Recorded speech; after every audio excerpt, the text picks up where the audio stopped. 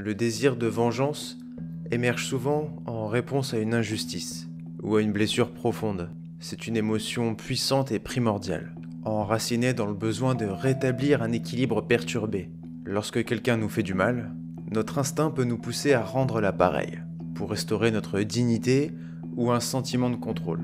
La vengeance, on est souvent confronté à cette envie de rendre le mal qui nous a été infligé. Mais la plupart du temps, notre conscience nous empêche de commettre des actes que l'on pourrait regretter. Mais l'homme, dont je vais vous parler aujourd'hui, ne s'est pas contenu. Il a été jusqu'à tabasser, presque à mort, des agresseurs d'enfants. Alors pour les habitués de la chaîne, vous avez l'habitude de m'entendre faire des blagues. Mais en ce qui concerne le sujet du jour, il ne serait pas de bon ton de faire de l'humour. Mais c'est un sujet qui m'intéressait beaucoup. Alors si aujourd'hui je vous racontais l'histoire de celui qu'on appelait l'ange vengeur, ça vous intéresse ?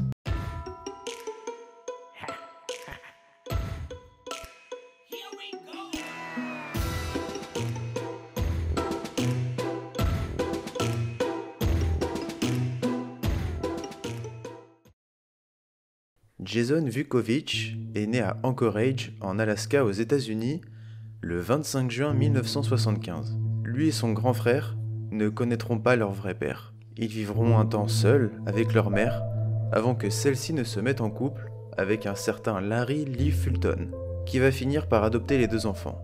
Les deux parents avaient des horaires décalés. Les enfants se retrouvaient donc un moment avec leur père ou un moment avec leur mère. Et lorsque la mère des deux enfants s'absentait, leur père adoptif laissait libre cours à ses plus terribles instincts. Il utilisait n'importe quel prétexte pour punir les garçons. Il utilisait entre autres des bâtons ou des ceintures pour les frapper. Et les violences physiques étaient loin d'être le seul cauchemar des deux enfants, car il va aussi pratiquer sur eux des attouchements de toutes sortes. Les sévices envers Jason et son frère ont été nombreux, et ils demandèrent de l'aide. Premièrement à leur mère, qui contre toute attente fit la sourde oreille. Ils iront chercher de l'aide auprès de leur club sportif ou de la communauté religieuse que leur famille fréquentait, mais n'obtinrent aucun soutien. When I was a little kid, I remember showing up for soccer practice, and my legs were so bruised from being beaten with a 2x4, I couldn't run up and down the field. And rather than the coach recognizing that that is a kid in the middle of an intense child abuse situation, I remember him telling me, next week, if you show up and you don't run like everybody else, you're going to be kicked off the soccer team. So you need to get your shit together and start being more athletic. And as a little kid, you don't know what to do when the people around you literally see what's going on and they don't speak on it or acknowledge it in any way, shape, or form. So. Les enfants étaient complètement désemparés. Et pourtant, ils dénoncèrent les abus qu'ils subissaient à la police. Et Larry, leur beau-père, est accusé de maltraitance et écope d'une peine de 3 ans avec sursis. Et oui, ça veut dire que la peine de prison est prononcée, mais la mise en œuvre est suspendue, à condition que le condamné respecte plusieurs conditions et ne commette pas de nouvelles infractions durant cette période. Il va donc rentrer tranquillement chez lui. Du coup, vous l'avez bien compris, le cauchemar des deux enfants est loin d'être fini. Et non, leur mère ne l'a pas quitté pour autant. Elle prend même son parti. Les sévices vont continuer, les coups vont pleuvoir. Jusqu'au jour où Joel, le grand frère de Jason, va fuguer de la maison à l'âge de 16 ans, laissant Jason vivre seul l'enfer. La fuite de son grand frère va pousser Jason à l'envisager lui aussi, et ce sera sa première petite amie qui va le pousser à agir. Une nuit, elle viendra le chercher en voiture pour fuir, mais ils se feront reconnaître et dénoncer. Le lendemain, Jason va retrouver devant sa porte ses affaires dans un sac et la porte close définitivement. Bien entendu, ses parents ont eu la sournoiserie de ne pas lui donner ses papiers d'identité, nécessaires pour trouver un travail. Ne sachant pas comment faire pour en obtenir de nouveaux, il va alors se tourner vers le vol, afin de pouvoir subvenir à ses besoins. Mais à présent, il était loin de l'enfer de sa maison. Mais grandir avec une figure paternelle si horrible, et une figure maternelle ne lui apportant aucun soutien, comment se construire avec un tel bagage, un tel vécu ?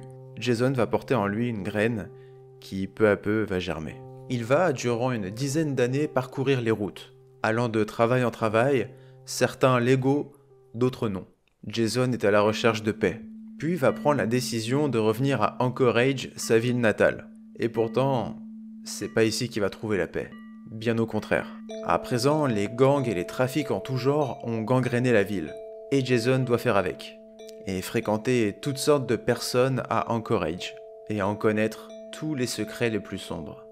Il va notamment apprendre qu'un homme, nommé Charles Albee, non loin de là, a été reconnu coupable de graves agressions envers de jeunes enfants. Il va aller vérifier le registre des délinquants sexuels et en effet, il en fait partie. Et quelque chose de terrible se réveille en lui. Une soif insatiable de violence l'envahit. Il va se rendre au domicile de l'homme, sans armes, et à visage découvert, et va sonner. L'homme va ouvrir, Jason va rentrer à l'intérieur du domicile et le frapper. Il va se déchaîner sur lui, va ensuite voler diverses choses dans l'appartement et partir. Il est certain d'avoir rendu justice. Il a fait selon lui ce que tout le monde devrait faire. Il fait ce qu'il aurait rêvé de voir étant enfant. Quelqu'un qui serait venu corriger son beau-père, son agresseur. I don't like people that victimize kids in any way, shape, or form. I think it's vile and I think it's disgusting and I really don't give a fuck where you come from or who you are. I don't like. Et Jason ne va pas s'arrêter là. Il va se mettre en piste d'un délinquant, Andrés Barbosa, accusé de cybercriminalité pour possession et diffusion de contenu pédophilique. Il va se rendre à son domicile, accompagné de 2 jeunes femmes. Il va parvenir à ouvrir la porte et va intimider Barbosa en lui ordonnant de s'asseoir. Il va alors dire aux filles de prendre tout ce qu'elles souhaitaient dans l'appartement et pendant ce temps, Jason va s'acharner sur lui à coups de poing. Jason s'engouffre dans une spirale de violence vengeresse. Tout ce qu'il a pu accumuler durant sa jeunesse, toute cette haine qu'il a dû refouler, ressort lors de ses agressions. Vous vous en doutez, il va bientôt frapper de nouveau. Et il a déjà sa cible en tête, Wesley Desmarais. En pleine nuit, il se rend devant sa maison. La lumière est visible sous la porte. L'agresseur d'enfants est là, derrière. Il va frapper à la porte, encore et encore, durant des dizaines de minutes. Il va ensuite aller à sa voiture, prendre un marteau et briser une vitre pour entrer dans le domicile. Une fois à l'intérieur, Jason va tomber sur un couple qui s'avère être les colocataires de Wesley Desmarais. Il va alors s'adresser à eux, en leur disant de rentrer dans leur chambre, car il n'en avait pas après eux. Il va enfoncer la porte de la chambre de Wesley, se retrouver face à lui et lui ordonner de se mettre à genoux. L'homme refusa, mais va quand même demander à son agresseur « Qui êtes-vous » Ce à quoi Vukovic va répondre « Je suis un ange vengeur. Je vais rendre justice aux personnes que vous avez blessées. » Il va alors le ruer de coups, mais Desmarais va se défendre. Vukovic va alors lui frapper le crâne à coups de marteau, et il va le laisser là, au sol, sans savoir s'il est vivant ou mort. Il ne faut que quelques minutes avant que la police ne soit contactée par les colocataires de Desmarais, qui parviendront à intercepter la voiture de Jason. Ils vont l'arrêter et celui-ci ne va opposer aucune résistance. Il va coopérer.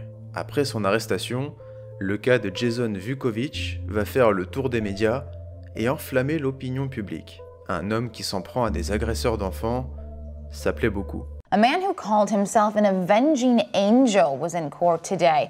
41-year-old Jason Vukovic is accused of violently assaulting men with a history of sexual offenses involving children. He hit me in the head 6 times. Wesley Desmarais, he says Vukovic broke into his home in the middle of the night and beat his head with a hammer. He said, I'm an avenging angel. I'm going to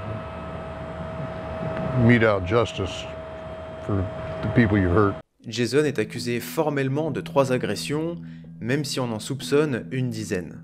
Il va admettre avoir agressé ces hommes.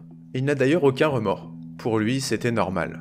Ce qu'il faisait était utile et juste. Cependant, il était tout de même soulagé de ne pas avoir tué Wesley Desmarais. I got molested 50 times. So for me to go run into a child molester and open hand, slap and backhand his face 50 times and give him a lesson about molesting kids and then leave, to me it was extremely apropos and very righteous and super on point.